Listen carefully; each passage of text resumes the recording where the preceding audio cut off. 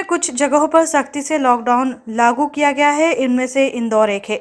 Indore DIG ने कहा कि इंदौर में पहले 600 सीसीटीवी कैमरों से लगातार नजर रखी जा रही थी, लेकिन कुछ इलाकों से लगातार शिकायतें आने के बाद इनकी संख्या और बढ़ा दी है। अब 1000 सीसीटीवी कैमरों से उन संदिग्ध स्थानों की निगरानी की जा रही है। लॉकडाउन का उल्लंघन करने पर कड़ी कार्रवाई की जा रही है।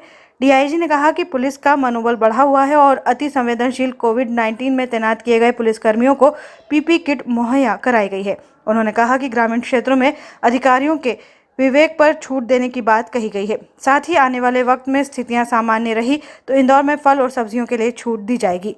डीआईजी ने कहा कि रमजान माह में लोगों से अपील है कि वह घरों से ही इबादत करें। जवानों को अच्छे ढंग से वेल इक्विप्ड करने के लिए कि अच्छे संसाधनों से युक्त रहे। लगातार सभी अधिकारियों के द्वारा उनके जगहों पर जहाँ पे वो काम कर रहे हैं, उनके पोस्ट पर, उनके नाकों पर, उनके ड्यूटी के जो स्थान हैं उन जगहों पर लगातार भ्रमण किया जा रहा है। और इसका उद्देश्य कि जवानों की जो ज़मीनी ज़रूरतें हैं, उनकी जो समस्याएं हैं, उनकी जो तकलीफ़ें उनको देखा जाए और समय रहते उसका निवारण किया जाए, ताकि उनका मनोबल कार्य के प्रति ऊँचा रहे। जहाँ तक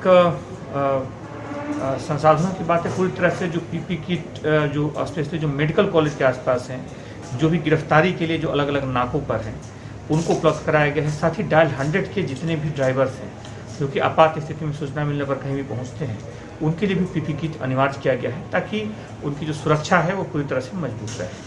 सर, क्या आपका पुलिसकर्मियों को लेकर भी कोई संदेश हुआ? मुख्यतः जो पुलिसकर्मी हैं एक संघर्षपूर्ण काफ़ी मेहनत से ड्यूटी कर रहे हैं।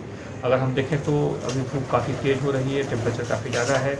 इसके बाद भी ऊंचे हौसले के साथ हमारे जो जवान हैं लगातार काम कर रहे हैं। उनकी किसी भी तरह की समस्या न हो, तकलीफ न हो, इसका ख्याल रखा जा रहा है और जो भी आवश्यक जो संसाधन है उन्हें उपलब्ध कराया जा रहा है। जहाँ तक हौसले की बात है, हौसले उनके काफ़ी ऊँचे हैं और काफ़ी मजबूत आत्मविश्वास के साथ वो बड़ी सफलता के साथ इस ड्यूटी को कर रहे हैं। और मैं कहना चाहूँगा कि देश में जो कुछ जगहों पर सबसे सख्ती से लॉकडाउन लागू हुआ है, उसमें से इंदौर एक है। सर, एक सीसीटीवी कंट्रोल रूम बनाया गया। सुरक्षा को देखते हुए अगर हम देखें तो लगभग 608 सीसीटीवी यहाँ पहले से लगे थे, लेकिन अभी भी चूँकि लॉकडाउन चल रहा है और लॉकडाउन का उल्लंघन करने वालों को पुलिस काफ़ी गंभीरता से ले रही है, इसलिए ज़रूरी था कि एक तीसरी आंख भी इन जगहों पर लगाई जाए जो कि लगातार नज़र रख सके, क्योंकि हर गली में हर जगह पर पुलिसकर्मी मौजूद नहीं है। इसलिए कुछ संवेदनशील जगहों पर जहाँ इस तरह की शिकायतें आ रही थी, लगभग 400 अतिरिक्त कैमरे लगाए गए हैं ताकि लगातार उन पर नज़र रखी जा सके। कंटेनमेंट एरिया पे किस तरह की नज़र है? कंटेनमेंट इलाके या जो महत्वपूर्ण इस तरह के क्षेत्र हैं उन पर भी लगातार नज़र रखी जा रही है और मुख्य तौर पर इन जगहों पर पुलिस का ध्यान है कि पूरी तरह से सुरक्षा मजबूत रहे, बैरिकेडिंग के माध्यम से, पुलिस बल के माध्यम से, ताकि वहाँ पर किसी भी तरह के उल्लंघन की शिकायत प्राप्त न हो।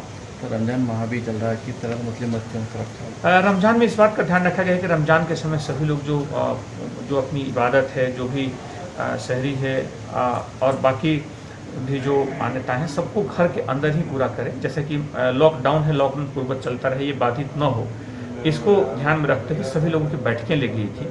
सभी जितने धर्मगुरु, धर्म के जो महत्वपूर्ण लोग हैं, सभी से इसमें चर्चा की गई और अच्छी बात ये रही कि सभी की तरफ से पहल आई और सबने इसको सहर्ष स्वीकार किया और खुद ही ये प्रस्ताव रखा कि लॉकडाउन का उल्लंघन हम किसी हालत में नहीं होने देना चाहते हैं।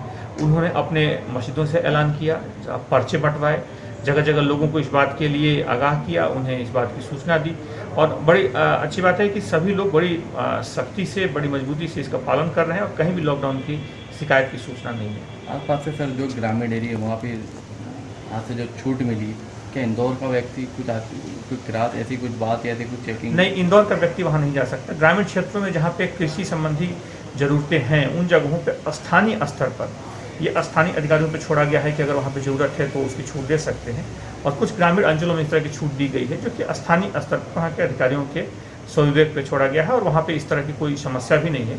समान तौर पर गाँव की और शहर की परिस्थितियाँ अलग अलग हैं और वहाँ की ग्रामीण परिस्थिति के अनुसार उसमें छूट दी गई है। सिटी के व्यक्ति के लिए कुछ इंतजाम, कुछ चेकिंग के लिए? हाँ, बिल्कुल किया गया है। यहाँ पे भी जो हम जानते हैं कि दवाइयाँ हैं, यहाँ पे बाकी जो दूध हैं और बाकी जो चीज़ें, वहाँ इसकी पर्याप्त छूट है और आने वाले दिनों में जैसे संभावना बनेगी, इसमें फल और सब्जियों को भी जोड़ा जाएगा।